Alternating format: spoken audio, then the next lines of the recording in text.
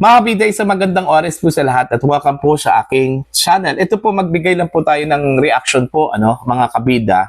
Dito ho sa panawagan po o call ni Pangulong Ferdinand Bongbong Marcos, para ho sa sambayan ng Pilipino, mga kabida.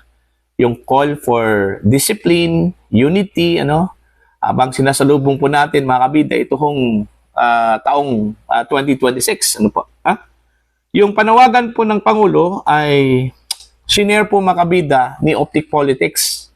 Okay, maganda yung kanyang caption po, Parang may connection ito mga kabida doon ho sa tanong kung paniniwalaan pa ba ng taong bayan ito kung si Pangulong Ferdinand Bongbong Marcos, Okay? Eto, yung panawagan po ng Pangulo, PBBM calls for discipline, unity as nation embraces 2026 with hope. Ayan. Actually, maganda po, Yung panawagan po ng Pangulo, maganda, mga kabida, Imagine, he is calling for discipline, unity, as the nation embraces, the 2026 with hope, mga kabida, ang tanong po dyan, mga kabida, kung maniniwala pa ba sa kanya ang taong bayan. Yun din yung caption po ni Optic Politics, Nananawagan ang hindi na pinagkakatiwalaan. Alright? Alam naman po natin, na bagsak po, mga kabida, ang trust ratings po ng Pangulo, Okay? In fact, sa dalawang magkasunod po na survey results, ito hong SWS at Pulse Asia, mga malalaking survey firms po ito, mga kabida. Pareho po sila, na nagsasabi na lumagpak po ito kung si Pangulong Ferdinand Bongbong Marcos sa tiwala po, mga kabida, ng taong bayan. Sa SWS pa lang, meron po siyang negative 3% na net trust rating po, mga kabida. While dito ho sa Pulse Asia, yung pinaka-latest po, meron po siyang negative 15 net trust rating po, mga kabida. Okay, hindi pa po kasali yung performance rating po niya, na nasa 14, negative 14%. See? Now, ang tanong, maniniwala pa ba kaya ang taong bayan sa kanyang panawagan? Okay? Since munti na lang po yung naniniwala ho sa kanya, mga kabida, mas malaki pa po yung yung distrust po ni Pangulong Marcos, kaysa dito ho sa mga naniniwala ho sa kanya, Kaya nakakuha po siya ng negative, Kasi mas malaki pa po yung distrust ratings niya kaysa dito ho sa trust ratings po ng Pangulo, mga kabida. Diba? So, napakasakit yun. Okay? Siguro, nasa isip ngayon ng Pangulo, naglalaro po kung maniniwala pa ba kaya ang mga Pilipino sa akin kung sakali hong mananawagan po ako o kagaya po dito ng kanyang call for discipline and unity.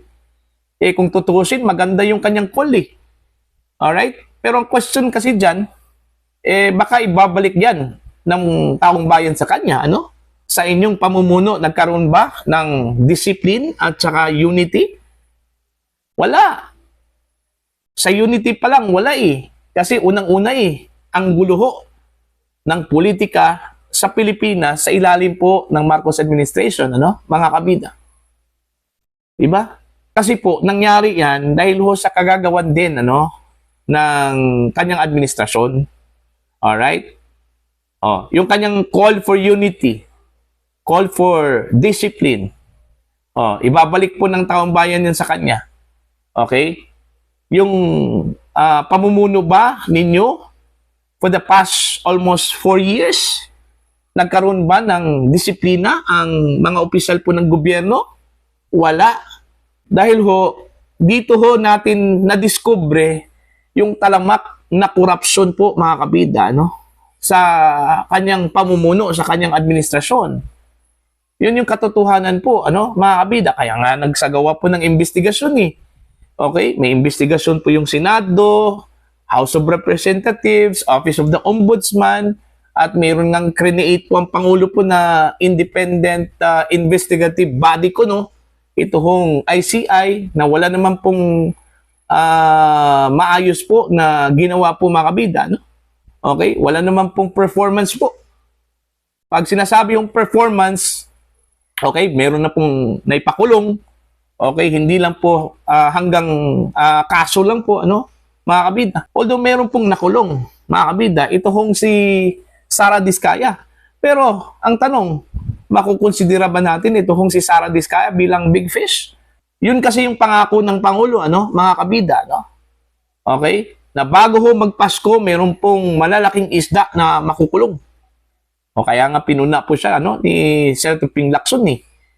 Bakit naman po maglabas po ng ganong statement na hindi pala kayang gawin, ano, mga kabida? O meron bang nakulong bago magpasko? Di ba? Wala. Si Diskaya lang. Pero hindi naman po makukonsiderang big fish. Ang sinasabi hong big fish po, mga kabida, yung mga politiko. Kasi sila yung may mga kapangyarihan po over these contractors, mga kabida, no? Diba? Wala hong nakukulong na mga politiko. Natapos na lang yung 2025, nakakalaya pa rin ito hong mga isinangkot po, mga kabida, no? Sa flood control scandal. Alright? Ngayon, ang kanilang pangako na naman, bagong taon. Okay? Marami na raw makukulong. Ngayon, maniniwala pa ba kaya yung taong bayan po sa kanila? Mismo yung kanilang promise po ay sinira po nila, no? Mga kabida. Diba? Yun yung problema ho, ano, mga kabida, ng Marcos administration.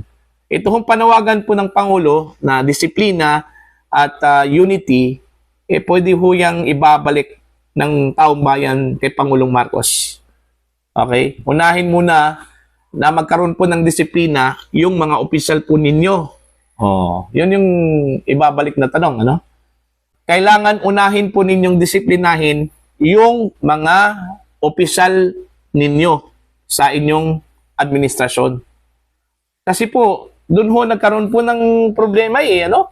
Kaya nga nagkaletse-letse, mga kabida, yung budget po natin. Okay? May mga corruption sa flood control, ano? Dahil walang disiplina yung mga opisyal mismo. Alright? Tapos mananawagan po tayo sa taong bayan na magkaroon po ng disiplina. Okay? At saka pagkakaisa. Unahin muna ninyo yung inyong bakuran bago ho yung bakuran po ng iba.